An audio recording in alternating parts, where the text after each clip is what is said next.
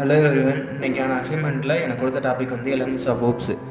அதாவது oops programming லாங்குவேஜில் உள்ள எலமெண்ட்ஸை பற்றி பார்க்க போகிறோம். ஃபஸ்ட்டு ஒன்று என்னென்னா கிளாஸ், ரெண்டாவது ஒன்று object, third one encapsulation, fourth one abstraction, fifth one polymorphism, sixth one inheritance, seventh one dynamic binding, eighth one message passing.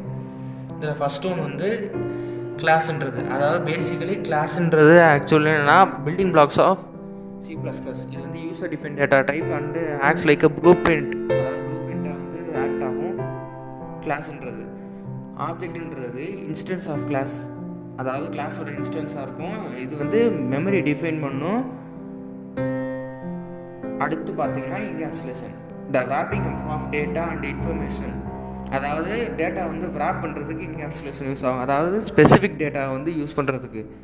அடுத்து abstraction, display only essential data. அதாவது லைக் என்கேப்சுலேஷன், இதுவும் ஆக்சுவலி பார்த்தீங்கன்னா கிட்டத்தட்ட ரெண்டுமே சேம் ரூல் தான். Abstraction வந்து specific டேட்டாவை வந்து டிஸ்பிளே பண்ணும், அதாவது எல்லா டேட்டாவும் டிஸ்பிளே பண்ணாமல் ஸ்பெசிஃபிக் டேட்டாவை டிஸ்பிளே பண்ணும். பாலிமார்ஃபிசம்ன்றது the ability to take one or more forms, இதுதான் பாலிமார்ஃபிசம். இன்ஹெரிட்டன்ஸ்ன்றது இப்போ அந்த கோடோட ஒரு லைனில் ஒரு கிளாஸோட ஏதோ டிஃபைன் பண்ணுறீங்க, ஆப்ஜெக்டை டிஃபைன் பண்ணுறீங்க, அதோட ஃபங்க்ஷன்ஸை வந்து அந்த கோடில் வேறு இடத்துல யூஸ் பண்ணணும்னா அந்த கிளாஸை வந்து இன்ஹெரிட் பண்ணலாம், அதோட குவாலிட்டிஸை வந்து இன்ஹெரிட் பண்ணலாம்.